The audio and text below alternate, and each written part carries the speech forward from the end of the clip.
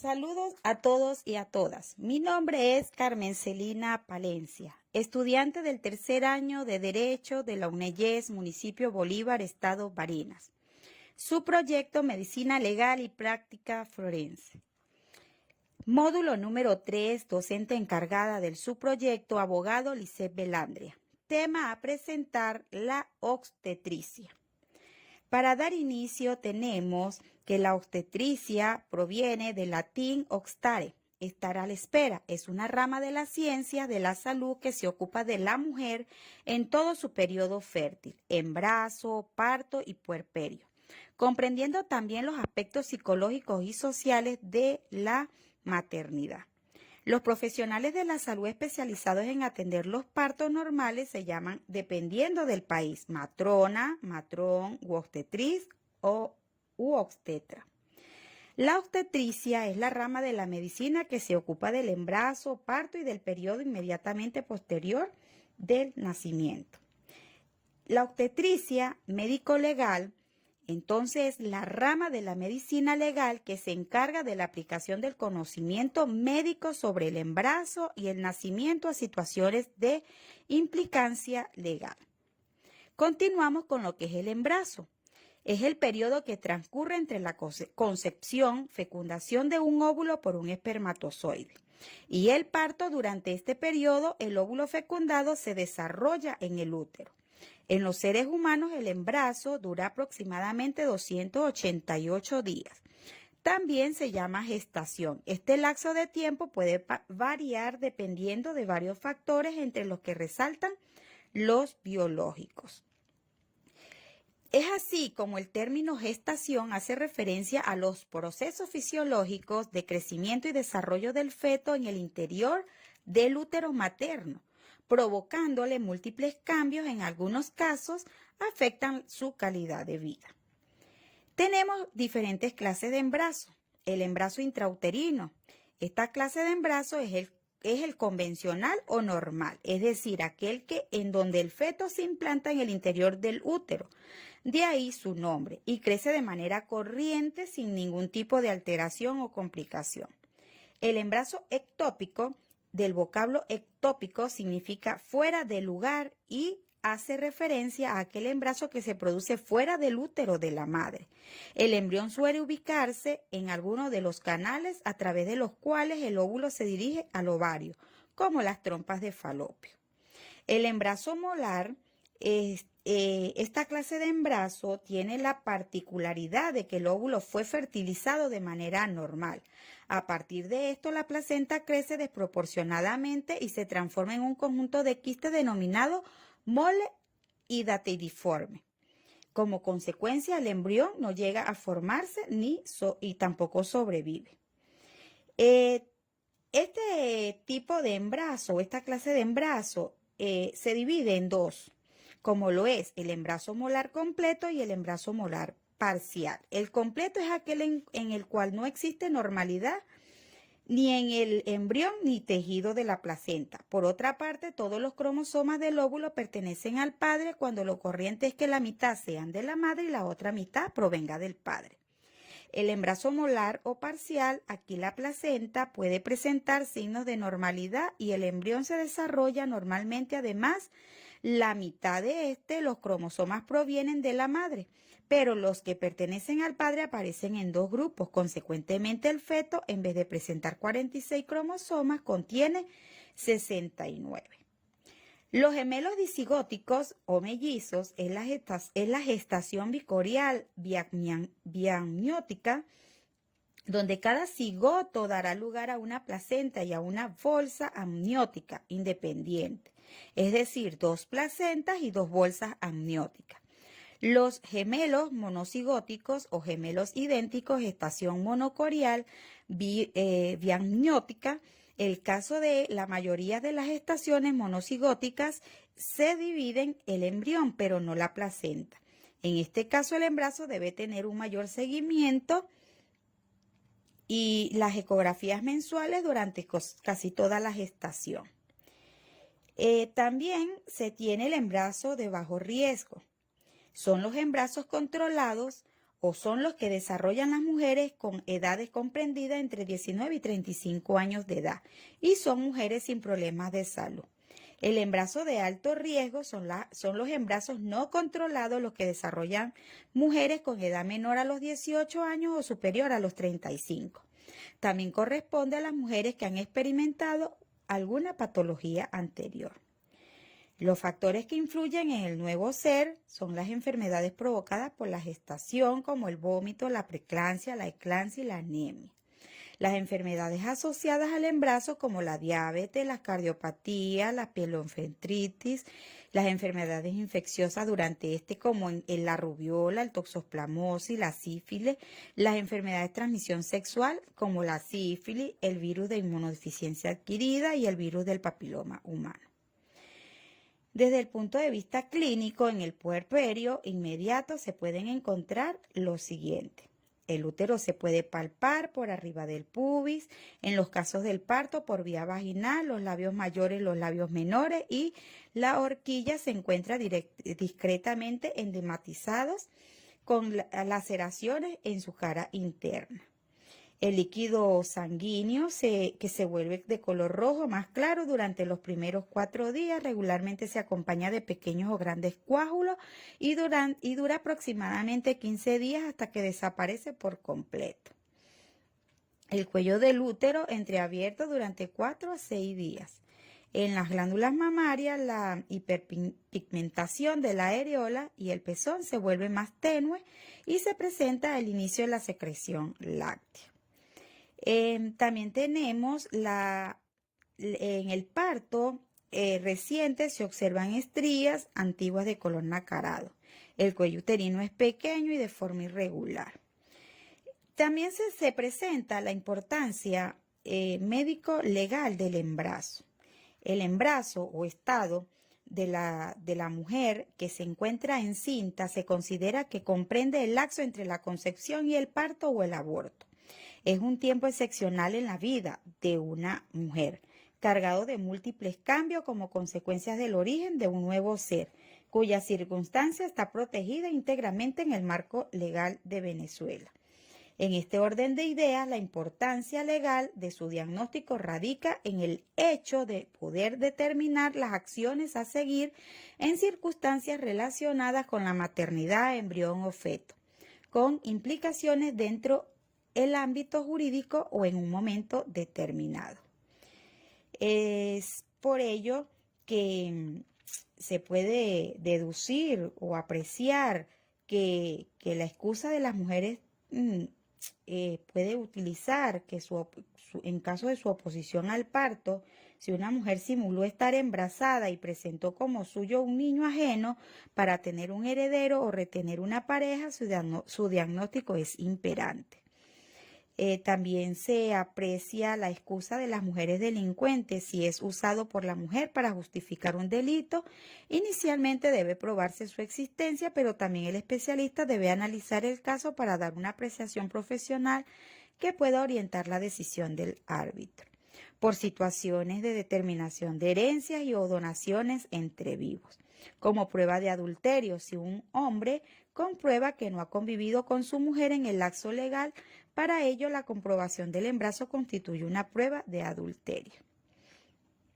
En el basamento legal del embarazo, el estado de preñez de la mujer en el país se encuentran protegidos desde el punto de vista legal, partiendo de lo estipulado en la Constitución de la República Bolivariana de Venezuela, en donde desde el mismo preámbulo destaca como uno de sus fines supremos el derecho a la vida, ratificando luego en sus artículos 2 y 43.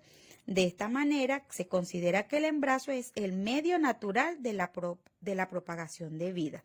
Lógicamente se encuentra amparado desde sus inicios y es así como el artículo 76 del capítulo 5 de los derechos sociales y de las familias se hace referencia más específicamente a la protección de la maternidad.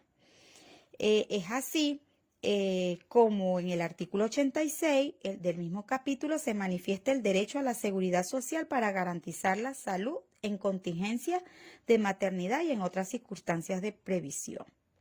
Más aún, la protección no debe considerarse solo desde el punto de vista de los deberes del Estado para promover las condiciones de salud económicas, sociales, entre otras, sino también la generación de derechos y deberes tanto en los padres, entorno familiar, comunitario, laboral y todo aquello que tenga relación a tan importante acontecimiento. Ello basado en que el embrión feto, según la etapa del embarazo, es considerado vulnerable, digno de resguardo e igualdad ante la ley, tomando en consideración el artículo 21.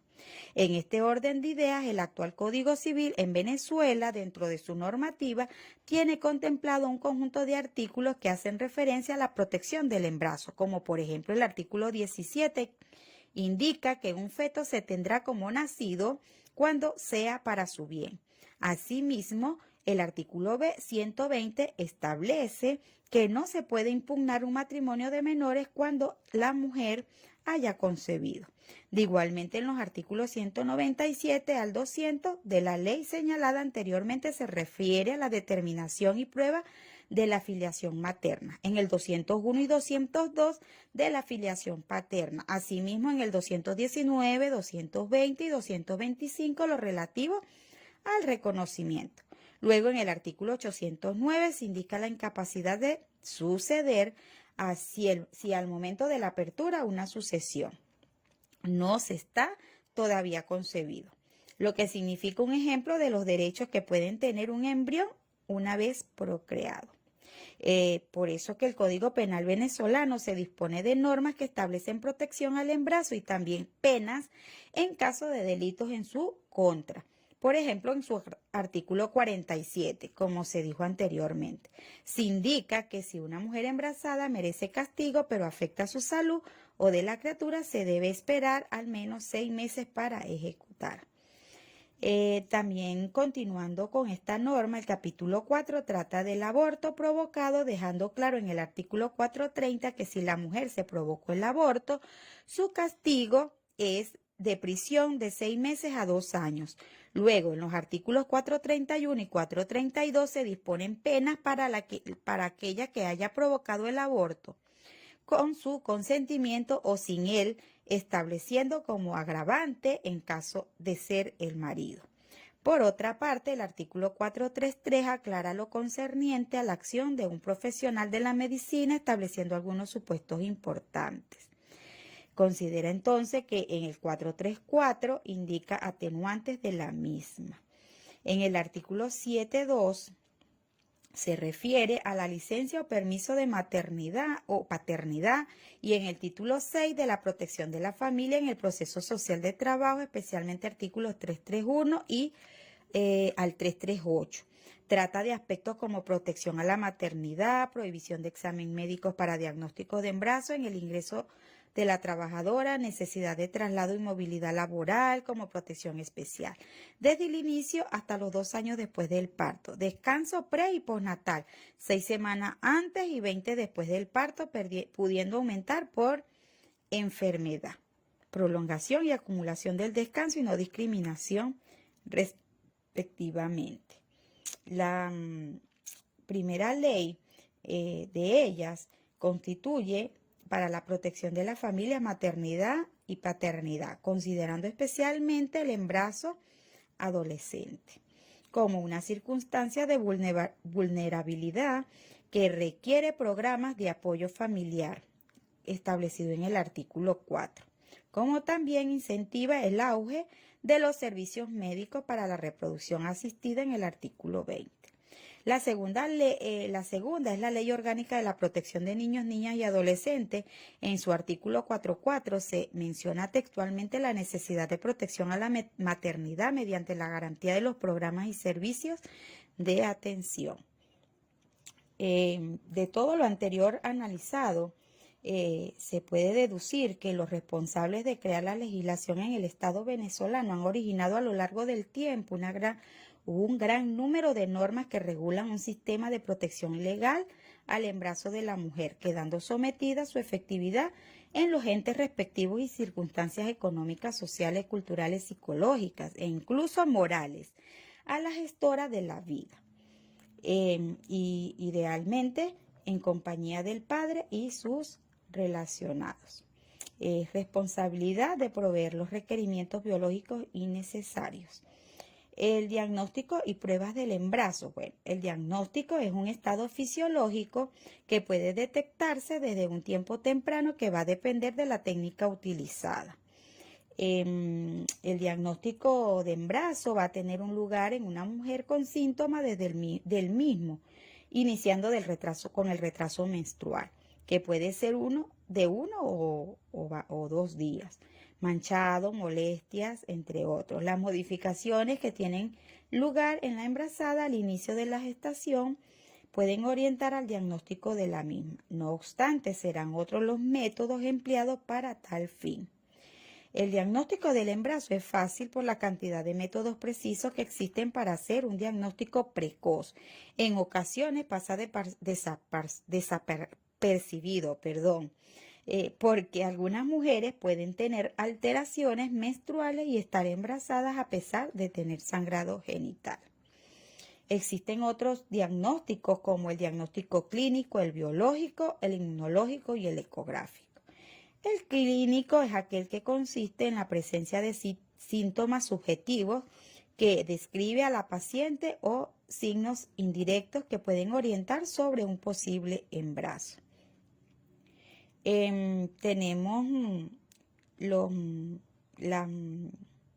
el embarazo que va avanzado puede distinguirse la palpación de las partes fetales hacia la semana 20 si la mujer es delegada por el peloteo que provoca el líquido amniótico. Percepción de movimientos activos por inspección o palpación, auscultación cardíaca con el estetoscopio. También a partir de la semana 16 o 17, la mujer es delgada y el corazón está cercano a la pared abdominal. Estos signos clínicos de embarazo se pueden agrupar de una manera más práctica basada en la seguridad diagnóstica que aporta cada uno. Signos inciertos, signos probables, signos seguros, entre otros. El diagnóstico biológico consiste en observar los efectos de la hormona gonadotropina coriónica humana en los animales, y existen métodos hoy en desuso. El diagnóstico inmunológico se basa en la detección en el plasma u orina de la fracción de la hormona gonadotropina coriónica humana, HCG. La fracción no sirve por su similitud con las hormonas luteinizante, LH, foliculoestimulante, FSH, y tirotropina, TSH. El diagnóstico ecográfico, mediante la ecografía bidimensional, es posible detectar estructuras fetales que varían según la edad gestacional, tal como se escribe a continuación. El primer signo ecográfico claramente es identificado en el saco gestacional, aunque se ha señalado la posibilidad de detectar el saco implantado dentro de la cavidad endométrica a partir de la semana 4. A partir del primer día de amenorrea, el endometrio se visualiza engrosado y el saco gestacional debe verse con máximo a los 7 días de amenorrea. También se tiene o se produce por influencia hormonal, independientemente de la localización del huevo, que debe implantarse en el seno de la decidua.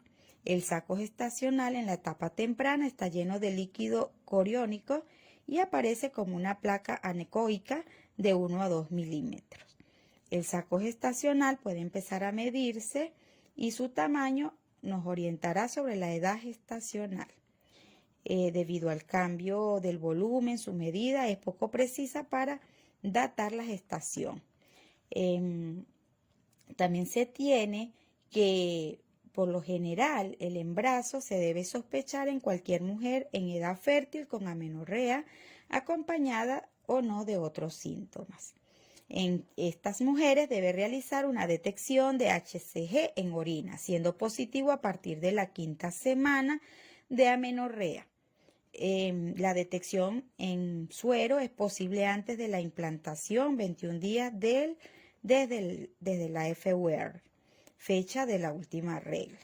De todos los métodos disponibles o posibles de la determinación de HCG es la más precoz, porque puede dar positiva incluso antes de la primera falta menstrual.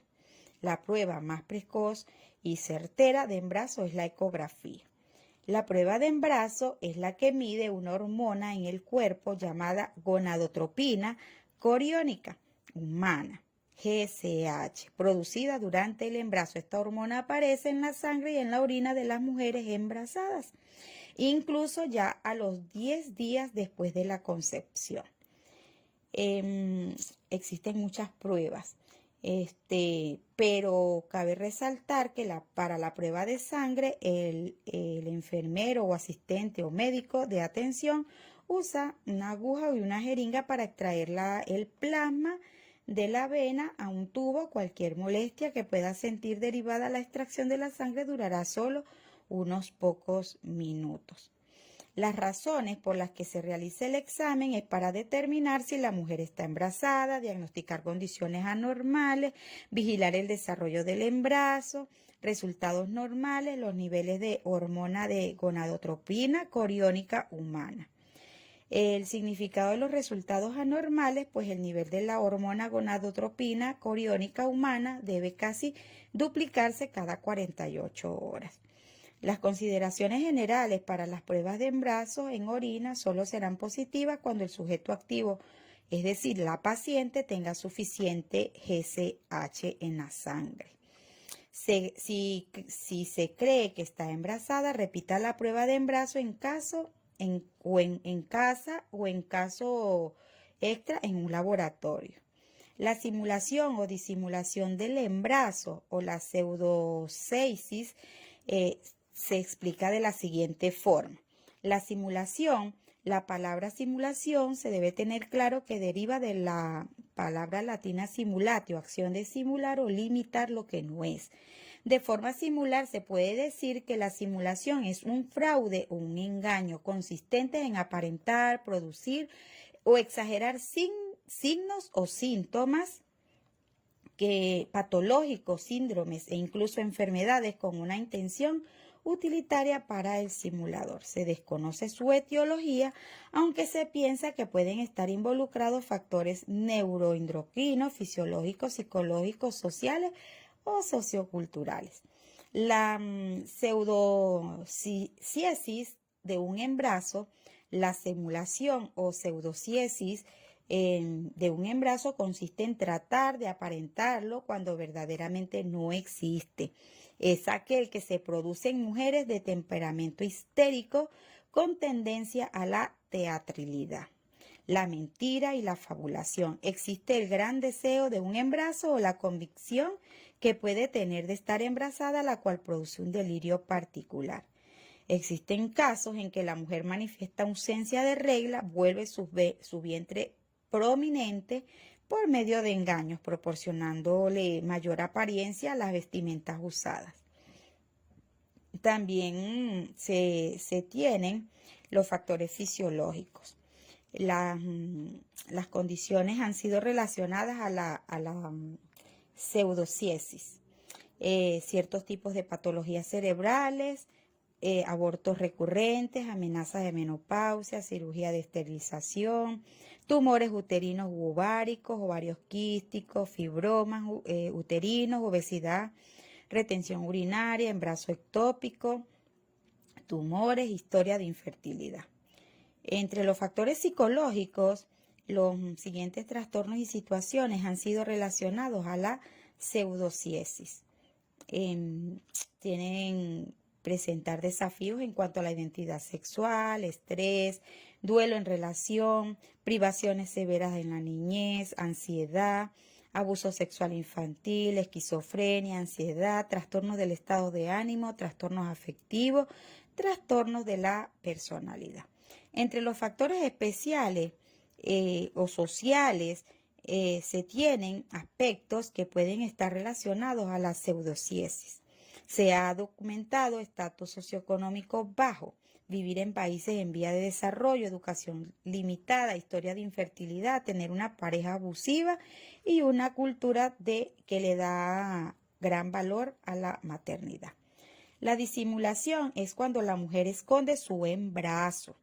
Consiste en la fuerte comprensión del vientre, o sea, se lo comprime, se lo esconde, se ciñe el abdomen con fajas constrictivas, logrando resistir el aumento del útero o a expensas del desarrollo fetal o de la cantidad de líquido amniótico.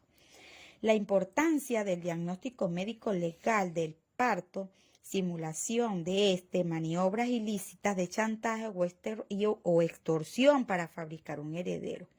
Minuciosos examen revela las evidencias. La disimulación del parto para rehuir la responsabilidad del homicidio. Lo precede un embarazo oculto o lo inverso. La duración de la gravidez del embarazo es el periodo que transcurre entre la implantación del cigoto en el útero hasta el momento del parto, en cuanto a los significativos cambios fisiológicos, metabólicos e incluso morfológicos que se producen en la mujer, encaminadas a proteger, nutrir y permitir el desarrollo del feto, como la interrupción de los ciclos menstruales. Cabe resaltar que el embarazo dura entre 38 a 40 semanas a partir de la fecundación, aproximadamente unos 9 meses. El primer trimestre es el momento de mayor riesgo para el aborto espontáneo. El calendario, de acuerdo a su desarrollo, el embarazo suele dividirse en 3 etapas, de 3 meses cada uno, con el objetivo de simplificar la referencia a los diferentes estados de desarrollo del feto. También se tiene claro que durante los 3 primeros meses el bebé se denomina embrión, palabra derivada del griego embrio, semilla, y experimenta un crecimiento muy rápido y cambios muy importantes en su forma externa. El embrión se encuentra dentro del saco embrionario, envuelto de las membranas precursoras de la placenta y flotando en el líquido amniótico. Se debe también resaltar que el desarrollo de las diversas partes del organismo del feto es cada vez más manifiesto. Los dedos de los pies, las manos exhiben endurecimiento, cada vez dan lugar a las uñas, el hígado, el riñón, aunque rudimentarios, empiezan a actuar. El aparato digestivo es cada vez más largo y perfecto. El feto se mueve, pero de forma tan suave y delicada que su madre aún no puede percibirlo. El líquido amniótico protege al futuro bebé de golpes y ruidos, formando un almohadón líquido alrededor de él. El segundo trimestre de la semana 12 a la semana 20 es el momento adecuado para realizar, si es necesario, estudios de diagnóstico prenatal.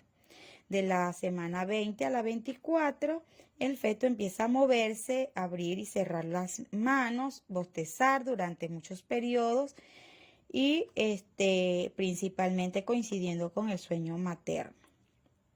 Así sucesivamente el desarrollo de el sistema nervioso, el desarrollo de la piel, también lo del tronco, la cara, las extremidades, son muy delgados.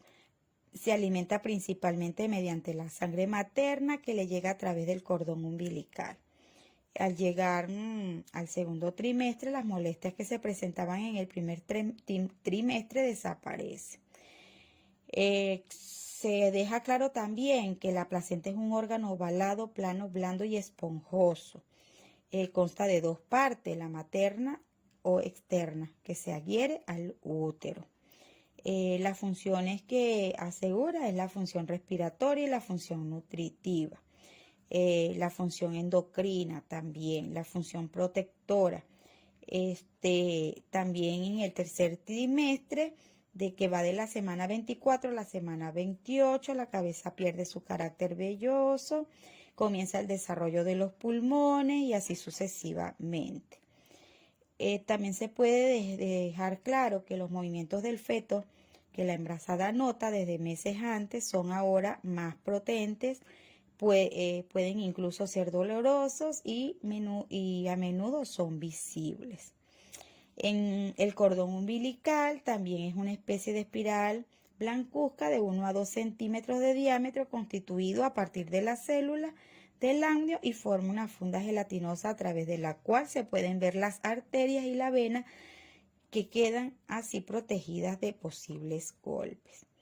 El embarazo patológico, continuando con este, es un adjetivo que se refiere a lo que está vinculado con una patología. Este término, por su parte, nombra el conjunto de los síntomas que asocian al embarazo. Es muy importante conocer el rango de normalidad. Si bien es cierto que no se puede pretender en todas las pacientes tengan el mismo incremento de peso y la misma presión arterial, ni que todos los recién nacidos pesen lo mismo, hay ciertos estándares que se deben cumplir. La detección de la patología materna, la obstetricia, pues es una de las pocas especialidades en que el medio enfrenta simultáneamente a dos pacientes y no puede manejar a uno sin pensar en el otro. La patología de anexos ovulares son las enfermedades o alteraciones de la placenta. También se deja claro que la patología crónica materna puede afectar el embarazo. Es muy extensa, pero algunas de ellas tienden a complicarse más en este estado. La historia obstetricia, pues, tiene muchas patologías de los embarazos anteriores, puede condicionar patología en el actual. Si hay un antecedente de aborto previo, es preciso determinar su edad gestacional, por ejemplo, los que ocurren en el segundo trimestre que pueden deberse a una incompetencia cervical. El diagnóstico de la edad gestacional es muy importante y debe ser preciso y precoz. Hoy esto siempre es posible gracias a la ultrasonografía. Se deja claro también que la ecografía pues permite determinar con certeza la cigosidad. Es un elemento muy importante porque ahí se detectan si son gemelos monocigóticos o si también tienen un altísimo riesgo de patología. También se pueden resaltar como importancia comprobar la ubicación definitiva de la placenta. Como conclusión, para finalizar dicho tema, se tiene que una vez desarrollados los contenidos de todo lo que es la obstetricia médico-legal, se determina entonces que el embarazo es el periodo que transcurre entre la implantación en el útero del óvulo fecundado y en el momento del parto. La importancia legal del diagnóstico del embarazo radica en poder determinar las acciones a seguir en circunstancias relacionadas con la maternidad, embrión o feto, con implicaciones dentro del ámbito jurídico en un momento determinado. Existen diferentes diagnósticos nombrados anteriormente, simulación, pseudociesis, pruebas de embarazo, todo con el fin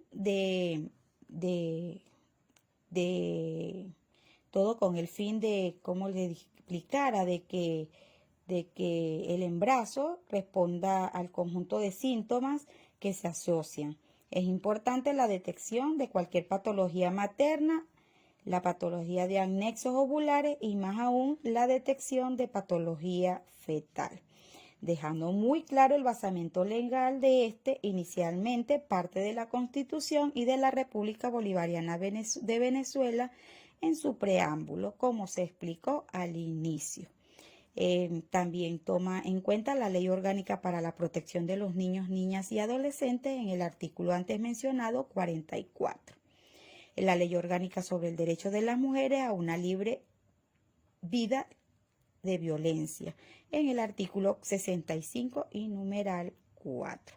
Muchas gracias por su atención.